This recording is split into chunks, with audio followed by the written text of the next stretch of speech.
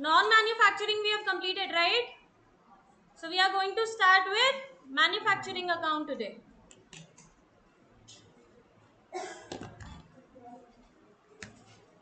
Manufacturing entities देखेंगे हम लोग. Is my screen? No, it is not visible.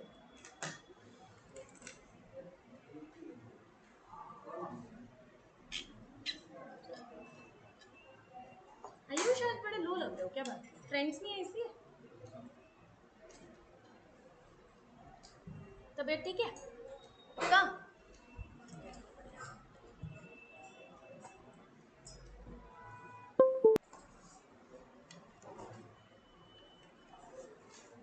Okay, tell me once it is visible. Then we'll be starting.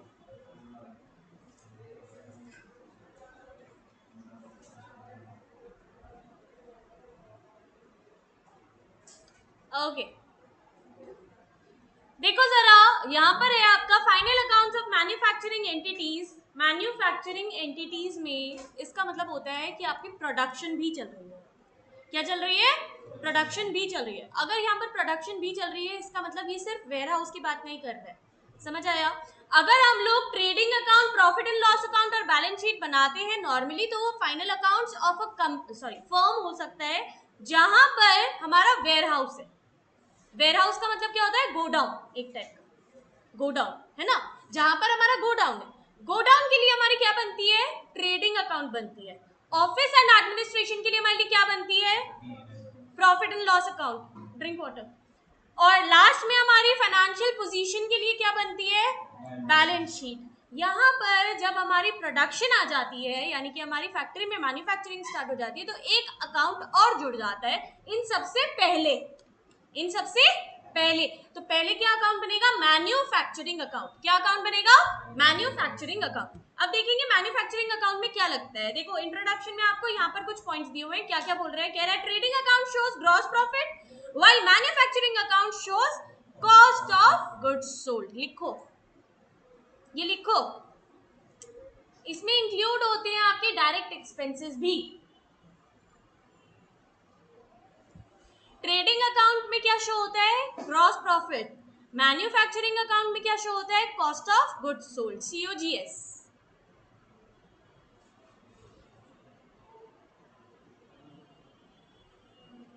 लिखा? Okay.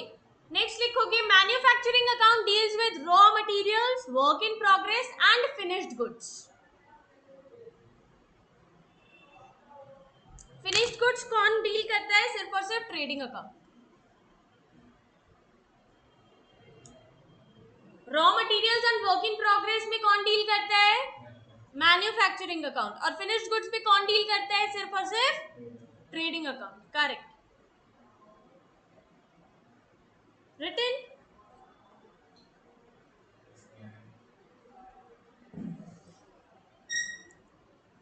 Okay. ये बाकी सब आप पढ़ लेना. पर्पस वगैरह ये जो है ये सिर्फ रीडिंग के लिए, ठीक है ना? Excuse me. आ जाते हैं हम लोग manufacturing cost per.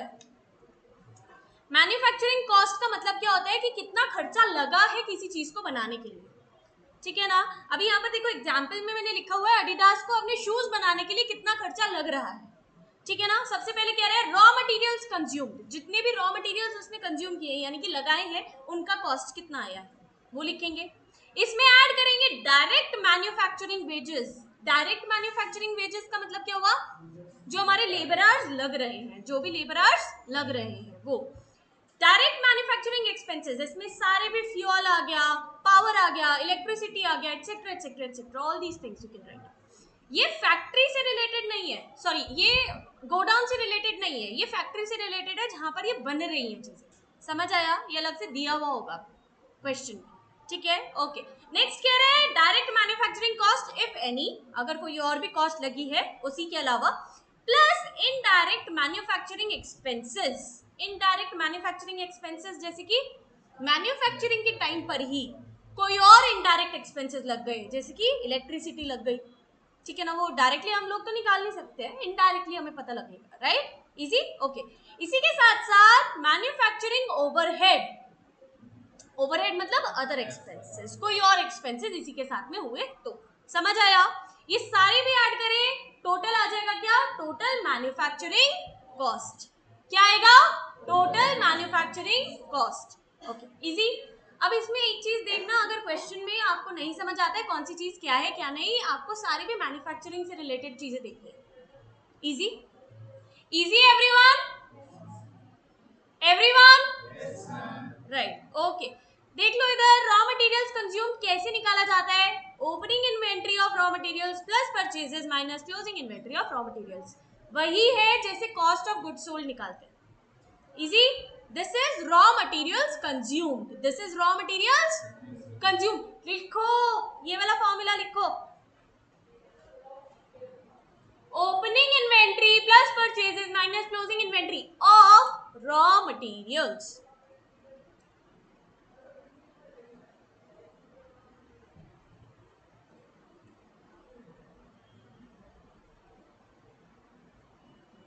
Done.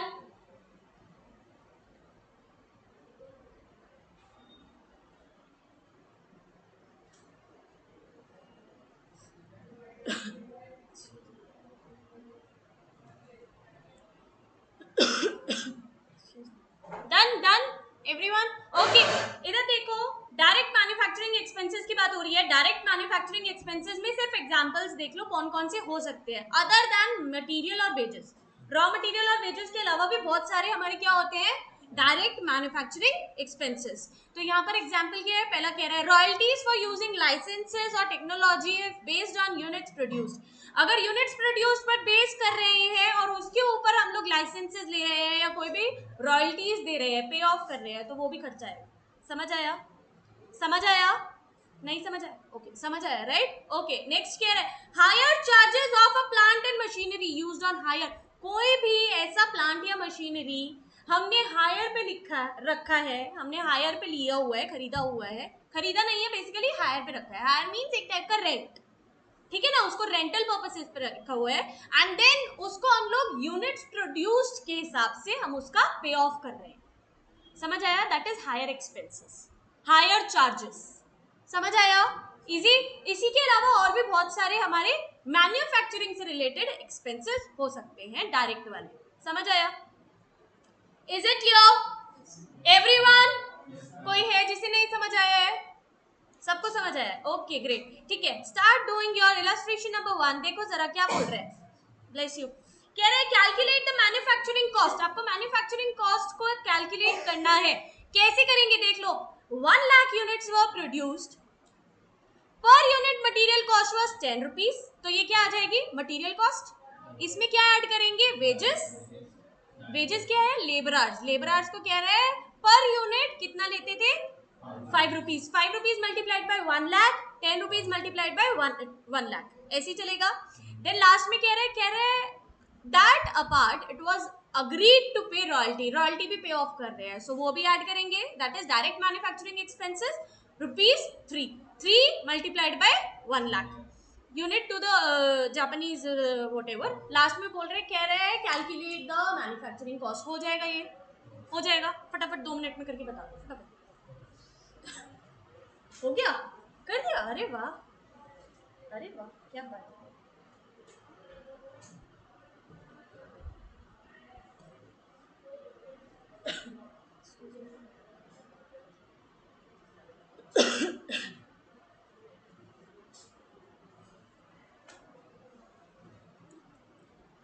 Be quick.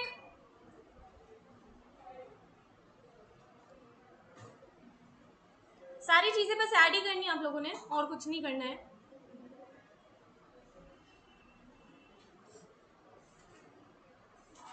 Done, very good.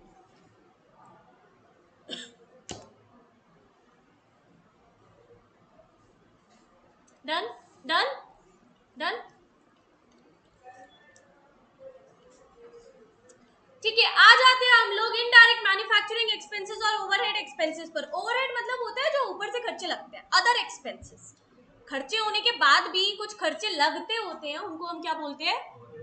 Overhead expenses. Overhead में देखो क्या क्या आएगा। कह रहे हैं इनडायरेक्ट मटेरियल लिख लो, इनडायरेक्ट वेजेस लिख लो, इनडायरेक्ट एक्सपेंसेस लिख लो, तीनों चीजें लिख लो, ऐड हो जाएगी।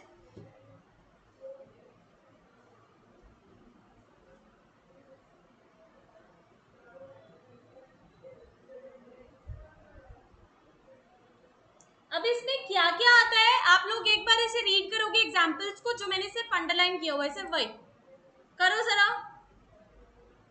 Read everything that I have underlined. Also, you can underline in your book if you want.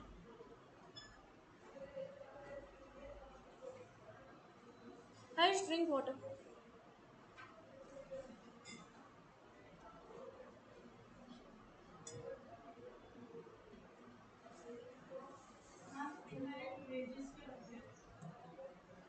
कह रहे हैं wages for maintenance works. हमने उसको मेंटेनेंस का खर्चा दिया, एक बारी के लिए आया और चला गया, वेजेस दिए उसको. ठीक है ना. होल्डिंग पे, holding, what do you mean by holding पे? है what do you mean by holding पे?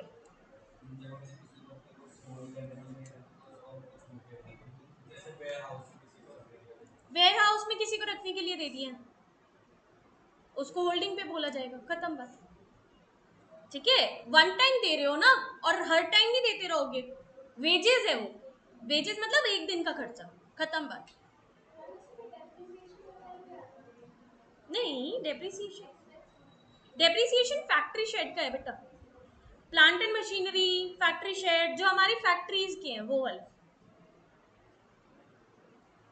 जो हमारी फैक्ट्री से रिलेटेड वाले हैं, वो सारी भी चीजें आएंगी इसमें. ठीक है. Is it clear? हाँ जी.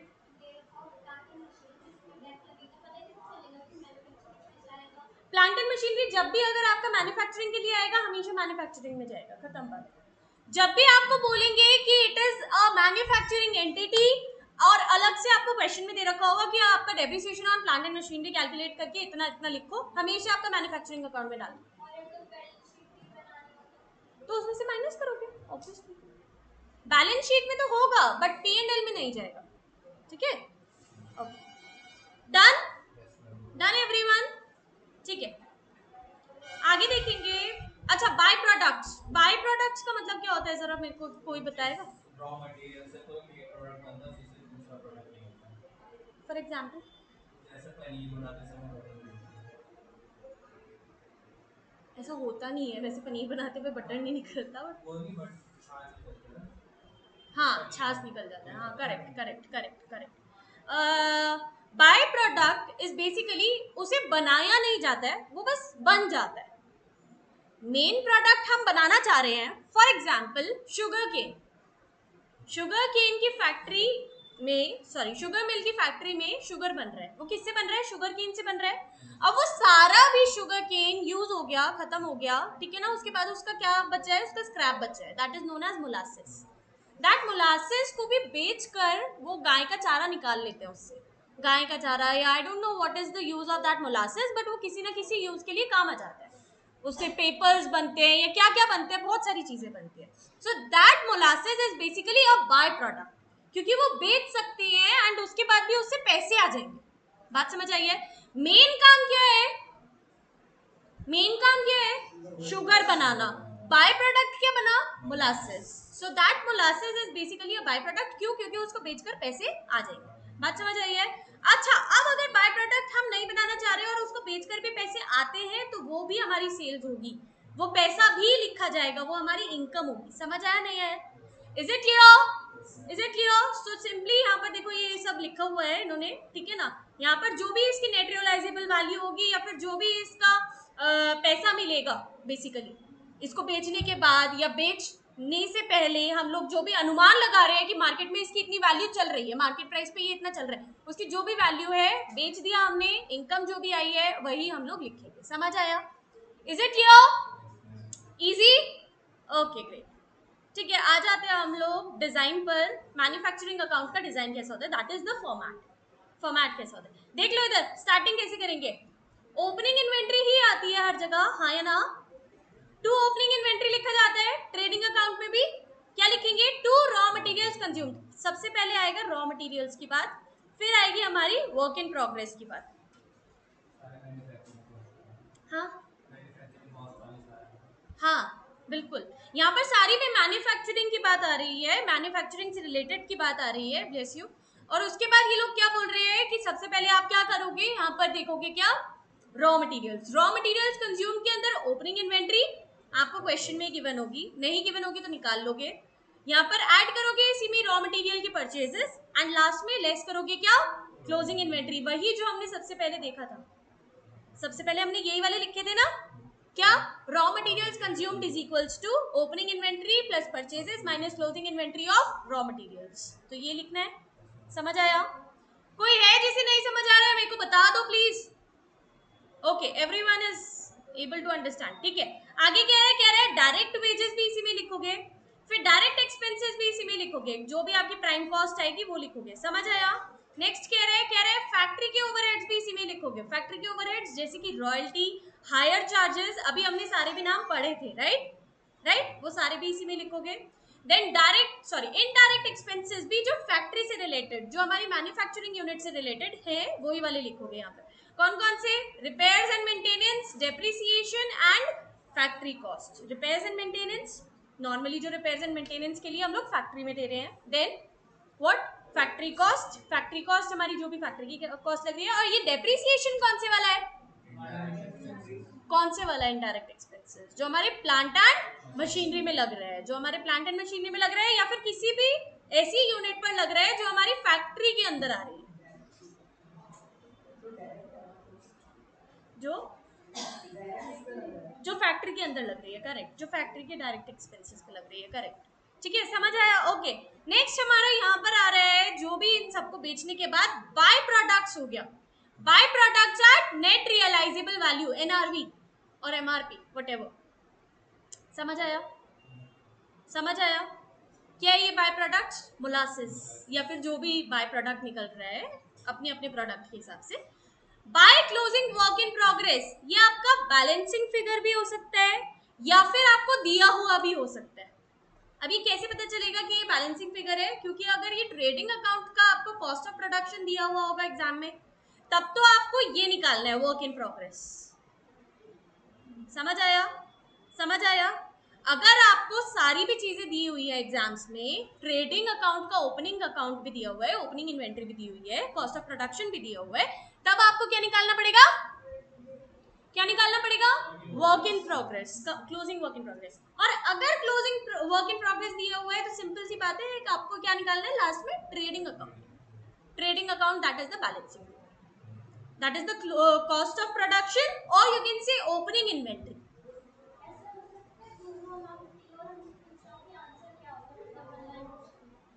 Sorry, हाँ हाँ, आंसर क्या होगा, ऐसा तो नहीं होता ना, ऐसा तो नहीं होगा। या तो आप बेटा इन तीनों में से कोई चीज एम्प्टी होगी ना, तभी आपको पूछा होगा, ठीक है ना, सिंपल। इन तीनों में से कोई ना कोई चीज आपको दे रखी होगी, एक ही चीज दे रखी होगी या फिर दो चीज दे रखी होगी, तो फिर तीसरी चीज निकालनी होगी, ऐसा ही होता है हमेशा, ठीक है। क्लोजिंग वर्क इन प्रोग्रेस का मतलब होता है कि वर्क अभी भी चल रहा है लेकिन अब क्लोज हो चुका है, खत्म हो चुका है, इतनी अमाउंट में मिला है हम लोगों को, वर्क अभी भी चल रहा है। बात समझे? It is not a finished product, it is not a finished product, अभी भी वो वर्क प्रोग्रेस में है लेकिन अभी तक खत्म नहीं हुआ है। हाँ, ईयर खत्म हो गया है इसलिए हम लोग उसको क्लोज कर रहे हैं। Now you know it, sure, okay, ठीक है। If you want to make this format in your notebook you can, otherwise you can just leave this. एक और चीज याद रखना, मैन्युफैक्चरिंग अकाउंट में 3 कॉलम्स बनते हैं हर साइड पर, डेबिट साइड पर भी और क्रेडिट साइड पर भी। क्या? Particulars, units and amounts. तो यूनिट्स इंपॉर्टेंट है यहाँ पर, समझ आया? समझ आया? Units are very important. अभी आपको क्वेश्चन में दिखेगा क्यों इंपॉर्टेंट है। इलस्ट्रेशन नंबर 2 स्टार्ट कर दो। जो नहीं समझ आएगा आप लोग पूछते रहना।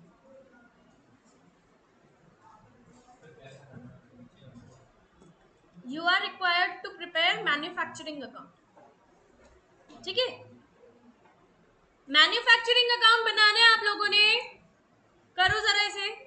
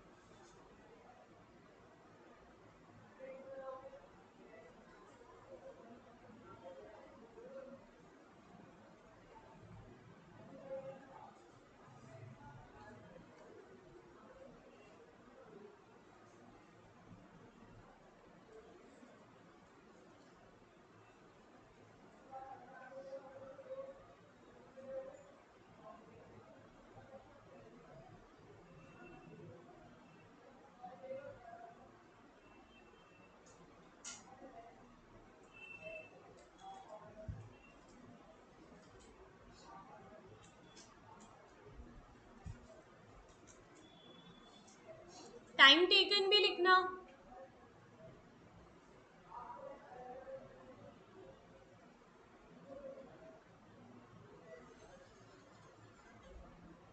जो नहीं आएगा पूछ लेना, ठीक है।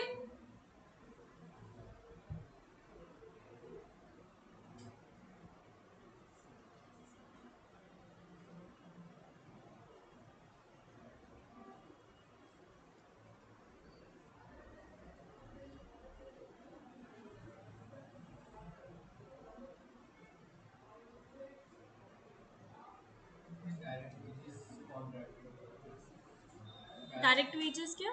कॉन्ट्रैक्टेड मतलब हमने यही सोचा था कि इतने ही होंगे, इतने इतने कर दिए हमने, खत्म बात। Direct wages contracted eight 0.80 per unit manufactured, जितनी हमारी कंप्लीटेड यूनिट्स है उनका 0.80 मल्टीप्लाई कर दो।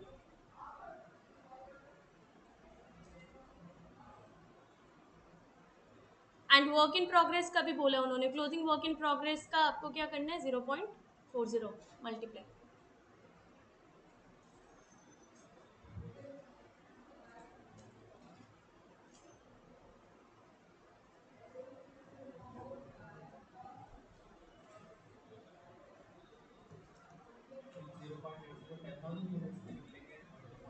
यू 5 लाख सबसे नीचे दे रखा है ना, units produced 5 lakh units.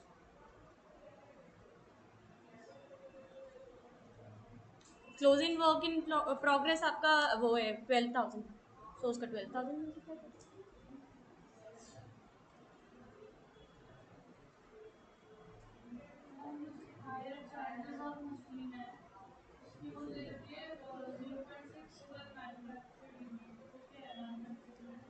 Zero point six zero multiplied by 5 lakh करो बेटा। 5 लाख सबसे नीचे देखो, units produced are 5 lakh units. Direct wages, हाँ मैं ओके लेसन, सभी को मेरे ख्याल से इसी में प्रॉब्लम आ रही है। डायरेक्ट वेजेस सब लोग पूछ रहे हैं। डायरेक्ट वेजेस उन्होंने बोला है कॉन्ट्रैक्टेड एट रुपीज मतलब 80 पैसे पर यूनिट बेसिकली, है ना। कह रहे हैं 80 पैसे पर यूनिट पर जो हमने मैन्युफैक्चर कर ली है। मैन्युफैक्चर कितनी कर ली है, कह रहे हैं लास्ट में देखो, यूनिट्स प्रोड्यूस्ड 5 लाख यूनिट्स, तो 5 लाख मल्टीप्लाइड बाय 80 पैसे, प्लस करोगे इसमें 40 पैसे of closing work in progress. Work in progress कितना है क्लोजिंग, 12,000 यूनिट। सबसे ऊपर देखो सेकंड वाला दिखा, 12,000 यूनिट्स, उससे मल्टीप्लाई कर दो 40 पैसे। दोनों को ऐड करके लिखना है, एंड है ना, एंड एंड का मतलब होता है प्लस करना।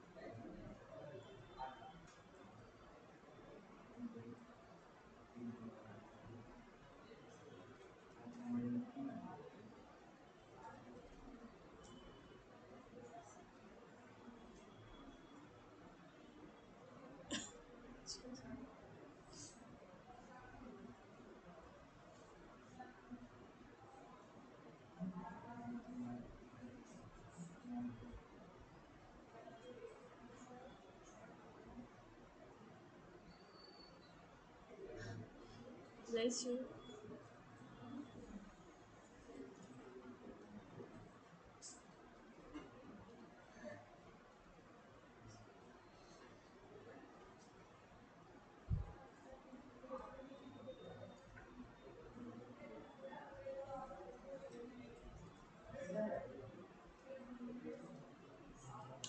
डन क्या हो गया सबका?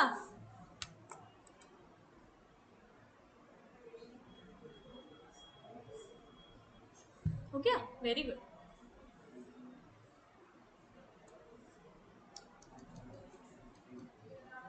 Be quick, Simran write down time taken. 12:42 पे।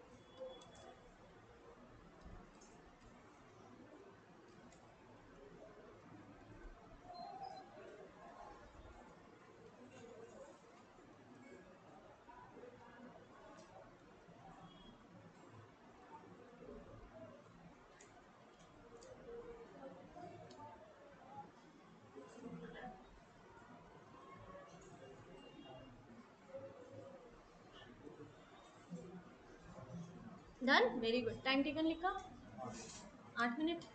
गुड।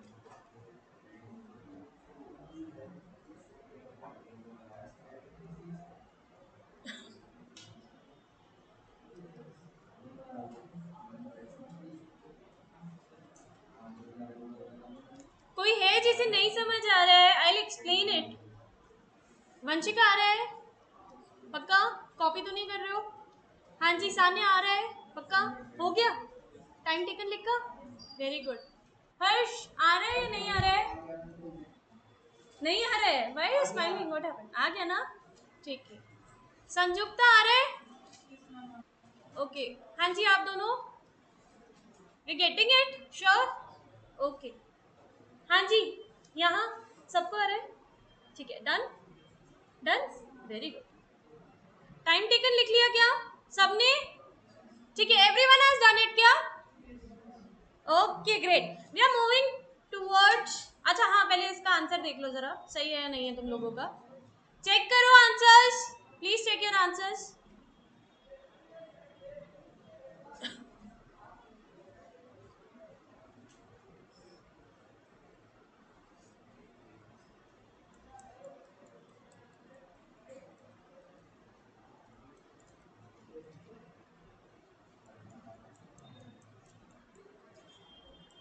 सबका सही है? सही है, ओके ग्रेट। देखो, वर्किंग नोट्स बनाए हैं? Very good. जिसने नहीं बनाए वर्किंग नोट्स बनाओ अभी। सीएम में स्टूडेंट्स को बनाने की जरूरत नहीं है, सीए स्टूडेंट्स बनाओ। हाँ, सीएम में स्टूडेंट्स को बनाने की जरूरत नहीं है। Done. Okay, illustration freeze for your homework लिख लो।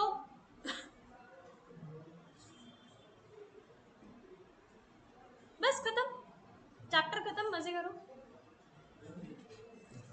प्रैक्टिकल क्वेश्चंस कर लेना इसके बाद इसके। कितने हैं? ये है तीन तीन प्रैक्टिकल क्वेश्चंस है और एक इलस्ट्रेशन है, तो 4 क्वेश्चंस हो गए। चारों क्वेश्चंस 2 बार ही करोगे आप लोग, ठीक है? You have to do all the questions twice. कल संडे है भाई, कर सकते हो आराम से। हैं? कल संडे है ना, तो रेस्ट आज मिल जाएगा, कल संडे को आराम से काम कर लेना है। टेस्ट नहीं है, रेस्ट बोल रही हो, टेस्ट तो मना कर दिया मैंने, ठीक है? होमवर्क 2 बार ही करके आओगे सारा। आप बेटा अपनी बुक से कर सकते हो, सीएम में स्टूडेंट्स आप लोग अपनी बुक से कर सकते हो, लेकिन वो भी आपको 2 बार ही करना है। Whatever is there, you have to do it twice. CA students, is it clear? Okay. Fair notebook में करो, ठीक है? फेयर नोटबुक में you can do. Okay, partnership आप लोगों का नहीं है, एनपीओ है आप लोगों का। सीएम में का ना, फिर मैं कॉमन वाला पढ़ा रही हूँ ना, अभी वो आ रखे हैं। तो एनपीओ है क्या बेटा आप लोगों को? देख के बताना जरा।